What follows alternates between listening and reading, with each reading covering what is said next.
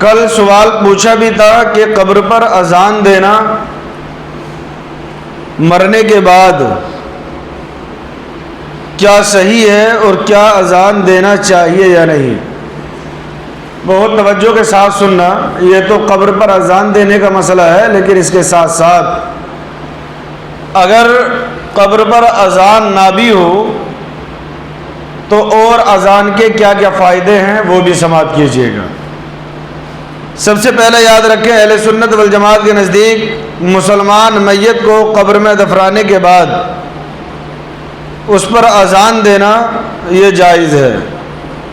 بدعت، حرام اور شرک کہنے والے وہ جھوٹے ہیں اور وہ مسلمانوں کو دھوکہ دیتے ہیں۔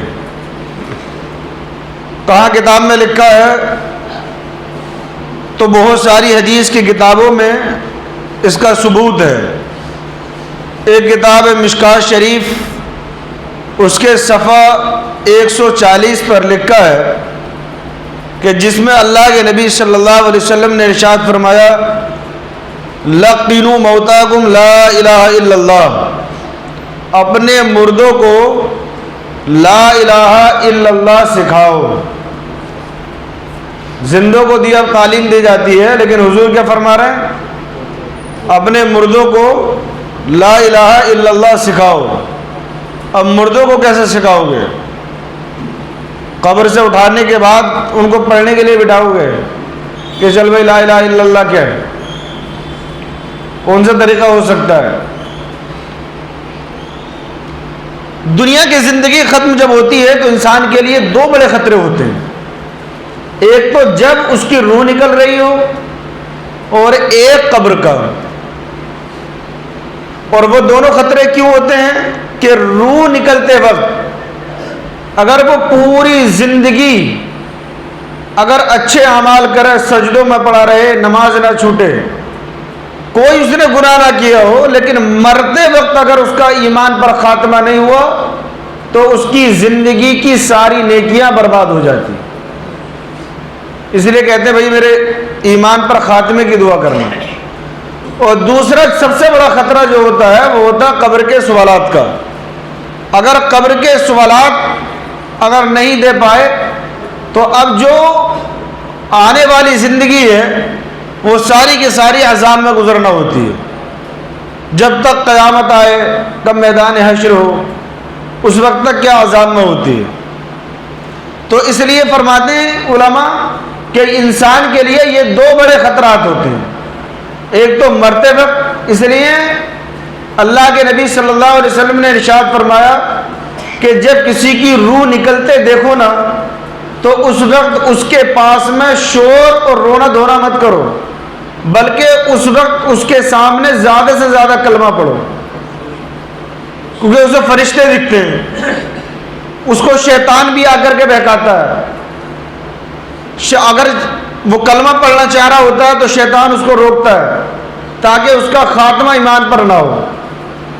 ہمارے معاشرے میں کیا ہوتا ہے، کسی کی روح نکلتی وقت ہوتی ہے نا تو رونا دھونا بہت جلدی شروع ہو جاتا ہے۔ تو اس وقت میں حضور نے فرمایا کہ جب مردے کی روح نکل رہی ہو تو اس وقت میں اس کے پاس زیادہ سے زیادہ کلمہ پڑھو، تاکہ وہ تمہیں دیکھ کر کے خوف و ہراس کا عالم ہوتا ہے، فرشتوں سے ڈرتا ہے، اسے بہت زیادہ سفید سفید فرشتے دکھائی دیتے ہیں، تو وہ ایک دم خوف و ہراس میں ہوتا ہے مرنے والا۔ تو اس وقت اس کے پاس میں کیا پڑھنا چاہیے؟ کلمہ شریف پڑھنا چاہیے۔ اور دوسرا، دفنانے کے بعد قبر کے سوالات، اگر زندگی میں ایک بار اگر آپ نے امتحان دیا، فیل ہو گئے تو دوبارہ چانسز ہیں کہ اگلے سال دے سکتے ہو امتحان، لیکن اگر قبر کے امتحان میں فیل ہو گئے تو دوبارہ چانس نہیں ہے کہ فرشتے دوبارہ آئیں کہ چل بھائی امپرومنٹ کا فارم بھر دے، دوبارہ ہو جائے گا۔ دنیا میں تو آپشن رہتا ہے نا کہ اس بار فیل ہو گئے، چلو بھائی اگلے سال جو ہے کر لیں گے، لیکن قبر کا امتحان ایسا ہے صرف ایک آپشن دیتا ہے، اس کے علاوہ کوئی دوسرا آپشن ہی نہیں ہے اگر اس میں پاس ہو گئے تو زندگی گلے گلزار. پھر ہم حدیث پاک سنتے ہیں کہ اس کی قبر کو تا حد نظر، جہاں تک اس کی نظر جاتی ہے، کشادہ کر دیا جاتا ہے. اس کی قبر میں جنت کی کیاری بنا دی جاتی ہے، یعنی اس کی روح بالکل آزاد ہو جاتی ہے. لیکن اگر اس کا وہی قبر کے سوالات میں فیل ہو جائے تب ایسی صورت میں وہ پوری زندگی حشر تک کے لیے اب اس کے لیے خطرہ پیدا ہو جاتا ہے. اب فرماتے ہیں کہ زندوں کو چاہیے کہ ان دونوں وقتوں میں مرنے والے کی امداد کریں، مدد کریں، کہ مرتے وقت کلمہ پڑھ کر کے سنائیں اور دفن کرنے کے بعد کلمے کی آواز پہنچائیں. یعنی مردوں کو کلمہ کیسے سکھاؤ گے؟ ان تک آواز پہنچانا کہ اس وقت تو وہ کلمہ پڑھ کر دنیا سے جائے، اور جب اس کا امتحان میں کامیاب ہو تو اب ایسی صورت میں وہ اس کو بعد میں سنائے. اب یہ فتاوی شامی جلد اول میں لکھا ہے کہ اما عند اہل السنت فالحدیث ای لقروا موتاکم محمول علی حقیقتی وقد روی عنہ علیہ السلام انه امر بالتلقین بعد الدفن فیقول یا فلان ابن فلان اذکر دینک الذی کنت علیہ. اہل سنت کے نزدیک یہ حدیث لقنوا موتاکم اپنے حقیقی معنی پر معمول ہے. حضور علیہ السلام سے دریافت روایت ہے کہ آپ نے دفن کرنے کے بعد تلقین کرنے کا حکم دیا، بس قبر پر کھڑے ہو کر کے کہے اے فلاں کے بیٹے فلاں، تو اس دین کو یاد کر جس پر تو تھا. قبر کے پاس کھڑے ہو کر کے کیا کہے؟ اے فلاں کے بیٹے فلاں، یعنی اس کا نام لے. اس کا نام لینے کے بعد اس کے والد کا نام لے کر کے کہے کہ اس دین کو یاد کر جس پر تو تھا. ایسے ہی ہے. تو اب اس سے معلوم ہوا کہ دفن کرنے کے بعد میت کے کلمہ طیبہ کی تلقین سکھانا یہ مستحب ہے تاکہ مردہ نکیرین کے سوالات میں کامیاب ہو، اور اذان میں بھی کلمہ ہے، لہذا یہ تلقین میت کے لیے سب سے زیادہ بہتر ہے. بلکہ اذان میں پوری تلقین ہے، کیونکہ نکیرین میت سے 3 سوال کرتے ہیں. پہلا یہ کرتے ہیں کہ یہ بتا کہ تیرا رب کون ہے. دوسرا سوال یہ کرتے ہیں یہ بتا تیرا دین کیا ہے. پھر یہ سوال کرتے ہیں کہ اس سنہری جالی والے سبز گنبد والے آقا علیہ الصلوۃ والسلام کے بارے میں تو کیا کہتا ہے. تو دیکھو اذان ہی میں تینوں سوال کا جواب ہے. پہلے سوال کا جواب ہے اشہد ان لا الہ الا اللہ، اذان میں پڑھتے نہیں اشہد ان لا الہ الا اللہ. دوسرے سوال کا جواب ہے حی علی الصلاۃ، یعنی میرا دین وہ ہے جس میں 5 نمازیں فرض ہیں. اسلام کے علاوہ جتنے بھی دین اسلام سے پہلے آئے 5 نمازیں کسی دین میں فرض نہیں تھی، صرف اسلام میں 5 نمازیں فرض ہیں. تیسرے سوال کا جواب ہے اشہد ان محمد رسول اللہ، یعنی میں گواہی دیتا ہوں اس بات کی کہ محمد صلی اللہ علیہ وسلم اللہ کے رسول ہیں. تو حضور نے فرمایا کہ اپنے مردوں کے پاس کھڑے ہو کر کے تم کو تلقین کہو اور ان کو کیا سکھاؤ؟ کلمہ سکھاؤ. تو اب اذان کے اندر قبر کے تینوں سوالوں کے جواب ہیں. آپ نے میت کو قبر کے اندر اتار دیا. میں نے بتایا تھا کل کہ جب قبرستان سے لوگ پلٹتے ہیں تو ان کے قدموں کی چلنے کی آواز کو مردہ سنتا ہے، حدیث میں ہے صراحت کے ساتھ، اور احساس کرتا ہے کہ میرا باپ بھی چلا گیا، میرا بھائی بھی چلا گیا، میرا چاچا بھی چلا گیا. یہاں تک ہے کہ مردہ پہچانتا تک ہے کہ کون میرا فلاں آیا کون نہیں آیا. اتنی پاور اس کو پھر بھی رہتی ہے، لیکن بول نہیں سکتا، حرکت نہیں کر سکتا، ہل نہیں سکتا. اس کے جسم کی طاقت کو اللہ رب العزت سلب کر لیتا ہے. اس کی زبان پر تالا لگا دیا جاتا ہے، بول نہیں سکتا، لیکن احساس اس کا ہمیشہ زندہ رہتا ہے. تو اب جب اس کو قبر کے اندر اس چیز کا احساس ہے کہ کون جا رہا ہے، کون میرے پاس سے چلا گیا، تو ظاہر سی بات ہے کہ جب میت کے تختے لگنے کے بعد، مٹی ڈالنے کے بعد، یہاں تک جب مٹی ڈالی جاتی ہے نا، تب بھی قبر کے اندر مردہ احساس کرتا ہے کہ میرے اوپر مٹی ڈالی جا رہی ہے، اور وہ خوف اور ہراس میں ہوتا ہے. اس کے ذہن میں پوری کی پوری کہانی آ جاتی ہے کہ میں نے دنیا میں کیا کیا، دنیا میرے لیے ختم ہو گئی، قبر کا معاملہ ہے، فرشتے آئیں گے، سوالات کریں گے، سارا معاملہ اس کے ذہن میں آتا، بہت ڈرتا، خوف و ہراس میں ہوتا ہے۔ اور اس وقت میں اگر اس کی قبر پر کھڑے ہو کر کے اگر اذان پڑھی جائے تو اب ذرا خود بتاؤ، اذان سننے کے بعد اس کو سکون حاصل ہوگا یا نہیں ہوگا؟ کم سے کم اس کو یہ ہوگا کہ اللہ کا نام سن رہا ہے، کم سے کم یہ ہوگا کہ ہاں اس کے ذہن میں یہ تو آ گیا کہ مر ربو کا ما دینو کا، اور حضور کے تعلق سے جو سوال ہے اس کا جواب اس کو مل جائے گا۔ اس لیے اذان قبر پر دینا یہ انہی مردوں کے فائدوں کے لیے ہے، اور اسی میں اذان میں مردے کو تینوں سوال کے جواب مل جاتے ہیں۔ اس لیے اہل سنت والجماعت مردے کا حق نہیں مارتے، بلکہ مردے کے لیے اس کی قبر کی منزل کو آسان کر دیتے ہیں۔ اب دیکھو، جو اب کچھ جگہیں میں بتا رہا ہوں ان کو سنیے۔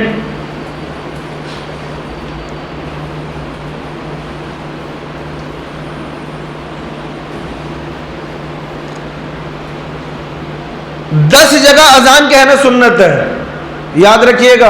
ابھی آپ کے گھر کی کنڈیشن یا آپ کے گھر کا معاملہ آ جائے، آپ کا معاملہ ہو جائے تو یہ 10 چیزیں یاد رکھنا۔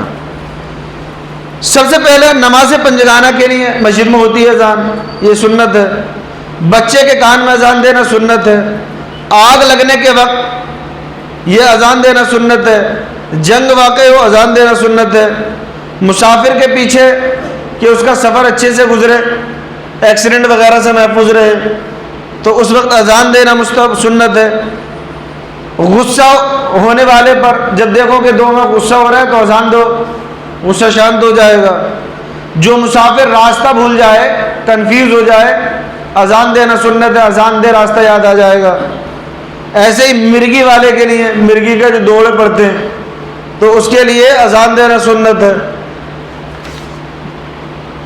اور اذان کے 7 فائدے ہیں، یہ تو 10 چیزیں وہ ہیں جہاں اذان دینا سنت ہے۔ یہ 7 فائدے اذان کے یاد رکھیے۔ پہلا کیا ہے؟ پہلا یہ ہے کہ میت کی ہو تلقین جوابات ہے، جیسے کہ بیان کیا جا چکا کہ میت کو تلقین ہو جاتی ہے، اس کے سوالات کے جوابات آسان ہو جاتے ہیں۔ دوسرا یہ ہے کہ اذان کی آواز سے شیطان بھاگتا ہے، اذان کی آواز سے شیطان بھاگتا ہے۔ اور قبر پہ جب اذان ہوتی ہے تب بھی قبرستان سے شیطان بھاگتا ہے، سمجھے؟ قبر پر جب اذان ہوتی ہے ایک شیطان بھاگتا ہے اور ایک شیطان کہتا ہے کہ اذان دینا قبر پر بدعت ہے۔ ایک شیطان تو بھاگتا ہے اور دوسرا شیطان کیا کہتا ہے کہ اذان دینا ناجائز ہے، بدعت ہے۔ تو دونوں شیطان ہیں، ایک انسانی شکل میں شیطان ہے اور دوسرا وہ شیطان ہے جو ہمیں دکھ نہیں رہا ہے۔ تو دیکھو اب کہاں آواز شیطان بھاگتا ہے؟ مشکات شریف ڈنکے کی چوٹ پر بالکل پیور مال ہے، حدیث میں لکھا ہے اگر کوئی روکے ان تمام چیزوں سے تو وہ ایسی صورت میں حدیث کا انکار کرنے والا ہے اور حدیث کو جھٹلانے والا ہے۔ ہمارے پاس کتابیں ہیں لائبریری میں، آ کر کے دیکھ لو۔ مشکات شریف باب الاذان پیج نمبر 64، اذا نودی للصلاة ادبر الشیطان لہو ذرات حتی لا یسمع التعظیم، جب نماز کی اذان ہوتی ہے تو شیطان غوز لگاتا ہوا بھاگتا ہے یہاں تک کہ اذان نہیں سنتا، اور جس طرح کے بوقت موت یعنی موت کے وقت شیطان مرنے والے کو برگلاتا ہے۔ اللہ اکبر، میں نے بھی بتایا تھا کہ مرنے والے کو شیطان موت کے وقت برگلاتا ہے تاکہ ایمان چھین لے، اسی طرح شیطان قبر میں بھی پہنچتا ہے۔ شیطان کی پاور دیکھ رہے ہو کہاں پہنچتا ہے؟ قبر میں بھی پہنچتا ہے اور بہکاتا ہے کہ تو مجھے خدا کہہ دے۔ اللہ اکبر۔ قبر کے اندر بھی جب سوال ہوتا ہے من رب کا، تیرا رب کون ہے، تو شیطان قبر میں جا کر کے کہتا ہے کہ تو مجھے خدا کہہ، تو مجھے خدا کہہ دے، تاکہ میت اس آخری امتحان میں فیل ہو جائے۔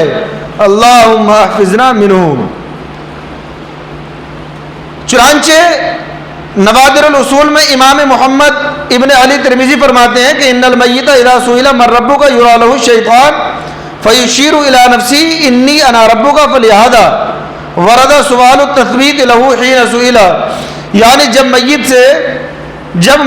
کہ میت سے سوال ہوتا ہے کہ تیرا رب کون ہے تو شیطان اپنی طرف اشارہ کر کے کہتا ہے کہ میں تیرا رب ہوں۔ اسی لیے ثابت ہے کہ حضور علیہ السلام نے میت کے سوالات کے وقت اس کے لیے ثابت قدم رہنے کی دعا فرمائی۔ اب اذان کی برکت سے شیطان تو دفع ہو گیا، تو میت کو اب امن مل گئی اور بہکانے والا چلا گیا۔ یعنی قبر میں شیطان آتا ہے اور جہاں اذان ہوتی ہے وہاں سے شیطان بھاگتا ہے، جب قبر پر اذان دے دی گئی تو شیطان فر ہو گیا۔ تو اب کیا میت کو انس حاصل ہو گیا، اسے سکون حاصل ہو گیا کہ اب وہ اپنے سوالات کیا ہے آسانی کے ساتھ دیکھ۔ کتنا بڑا فائدہ ہے نہیں یہ بینیفٹ؟ اور لوگ جو ہے روکنے پر لگیں کہ اذان مت دو قبر پر، ناک ٹیڑھی نہ ہو جائے بس۔ تیسرا کیا ہے کہ اذان دل کی وحشت کو دور کرتی ہے۔ اذان دل میں جو خوف و ہراس ہوتا ہے اس کو دور کرتی ہے۔ کیسے؟ حضرت ابو ہریرہ رضی اللہ تعالی عنہ سے روایت ہے کہ نزل آدم بالہند، ارے واہ، واستوحش فنزل جبریل فنادى بالاذانی، حضرت آدم علیہ السلام ہندوستان میں اترے۔ یہ حدیث ہے، کہاں؟ حضرت آدم علیہ السلام ہندوستان میں اترے، اس لیے یہ ہندوستان ہمارے باپ کا گھر ہے۔ کس کا؟ ہمارے باپ کا گھر ہے، کیونکہ ہمارے باپ حضرت آدم علیہ السلام سب سے پہلے کہاں اترے؟ ہندوستان۔ حضرت آدم علیہ السلام ہندوستان میں اترے اور ان کو سخت وحشت ہوئی۔ حضرت آدم کوئی تھا نہیں دنیا کے اندر، اکیلے تھے حضرت آدم، تو ان کو وحشت ہوئی، اکیلاپن محسوس ہوا، خوف وحشت ہوئی۔ پھر جبریل علیہ السلام آئے، فرشتوں کے سردار، اور ان کی وحشت کو دور کرنے کے لیے حضرت جبریل نے کیا کی؟ اذان دی۔ کیا دی حضرت جبریل نے؟ اذان دی۔ اس لیے کبھی کبھی دل نہ لگے کرے نا تو گانے سننے کے بجائے اذان سن لیا کرو۔ دل بہلانے کے لیے گانے سنتے ہیں، دل بہل جائے، دل نہ لگے، وحشت لگے، اندر سے کڑھن محسوس ہو، کبھی کبھی یہ دل کرے کہ دیوار کو مار دوں، توڑ دوں، اور غصہ آئے خود بخود، تو چپکے سے بیٹھ کر کے اذان پڑھ لیا کرو، ٹھنڈے ہو جاؤ گے۔ نارمل ادھر ادھر غصہ کرنے سے بہتر کیا ہے؟ اذان دینا ہے۔ 30 ہو گئے، ٹائم تو زیادہ نہیں ہو رہا ہے، 4 5 6 7 4 ہو رہے ہیں، بتا دوں۔ چوتھا یہ ہے کہ اذان کی برکت سے غم دور ہوتا ہے۔ جس کو غم لاحق ہو جائے تو وہ اذان دے اور دل کو سرور حاصل ہوتا ہے۔ حضرت علی رضی اللہ تعالیٰ عنہ سے روایت ہے، کہتے ہیں کہ مجھ کو حضور علیہ السلام نے رنجیدہ دیکھا، غم زدہ دیکھا، تو فرمایا اے ابی طالب کے بیٹے، کیا وجہ ہے کہ تم رنجیدہ ہو؟ تم کسی کو حکم دو کہ تمہارے کان میں اذان کہہ دے، کیونکہ اذان غم کو دور کرنے والی ہے۔ حضرت علی غمزدہ تھے، حضور نے دیکھ کر کے کہا اے ابو طالب کے بیٹے، کیا معاملہ ہے کہ غمزدہ ہو؟ بہت چہرہ اترا ہے، کوئی ٹینشن میں لگ رہے ہو؟ تو کہا کہ کسی سے جا کر کے کہو کہ تمہارے اذان میں کان میں اذان کہے۔ حضرت علی بچے تھوڑی تھے، بڑے تھے، لیکن حضور کیا فرما رہے ہیں کہ کسی سے کہو کہ وہ تمہارے کان میں اذان کہہ دے، تمہارے جو چہرے پر غم کے آثار ہیں وہ اذان کی برکت سے ختم ہو جائیں گے۔ اذان کی برکت دیکھیے۔ پانچواں کیا ہے؟ اذان کی برکت سے لگی ہوئی آگ بھی بجھ جاتی ہے۔ کہیں پر آگ لگی ہو، اذان دو، بجھ جاتی ہے۔ کیا؟ حدیث پاک میں حضرت ابو ہریرہ سے روایت ہے، جس کا اردو میں ترجمہ یہ ہے کہ لگی ہوئی آگ کو تکبیر سے بجھاؤ، جبکہ تم آگ لگی ہوئی دیکھو تو تکبیر کہو، کیونکہ یہ آگ کو بجھاتی ہے اور اذان میں تکبیر تو ہے، اللہ اکبر۔ لہذا اگر قبر میت میں آگ لگی ہوئی ہو تو امید ہے کہ خدا پاک اس کی برکت سے بجھا دے گا۔ اذان آگ کو بجھاتی ہے، اور قبر کے اندر اگر مردے کے کام ایسے ہیں کہ اس کو عذاب دیا جانا تھا، تو اگر قبر کے اندر آگ لگی ہے تو اذان کی برکت سے وہ بھی آگ، سمجھدار ہو۔ چھٹا کیا ہے؟ کہ اذان اللہ کا ذکر ہے، اور اللہ کے ذکر کی برکت سے عذاب قبر دور ہوتا ہے، اور قبر جو ہے کشادہ ہو جاتی ہے، اور تنگی جو ہوتی ہے قبر کی اس سے مردے کو نجات مل جاتی ہے۔ کیا اللہ حضرت جابر رضی اللہ تعالیٰ عنہ سے روایت کہ ابن معاذ رضی اللہ تعالیٰ عنہ کے دفن کا واقعہ نقل کرتے ہیں، اردو میں جس کا مطلب کیا ہے کہ حضور علیہ السلام نے سبحان اللہ فرمایا، پھر اللہ اکبر حضور نے بھی فرمایا اور دیگر حضرات نے بھی۔ لوگوں نے عرض کیا یا حبیب اللہ تسبیح و تکبیر کیوں پڑھی؟ ارشاد فرمایا کہ اس صالح بندے پر قبر تنگ ہو گئی تھی، اللہ نے اس کی قبر کو کوشادہ فرما دیا ہے۔ یعنی حضور نے اللہ اکبر پڑھا تو قبر کیا ہے جو تنگ تھی وہ کیا ہے کوشادہ ہو گئی۔ ساتواں کیا ہے کہ اذان میں حضور علیہ السلام کا ذکر ہے، اور صالحین کے ذکر کے وقت نزول ہوتا ہے۔ اذان میں کیا ہے ذکر ہے، اور جب صالحین کا ذکر ہوتا ہے تو اللہ کی رحمت کا نزول ہوتا ہے۔ عند ذکر الصالحین تنزل الرحمہ، اور میت کو اس وقت رحمت کی سخت ضرورت ہوتی ہے۔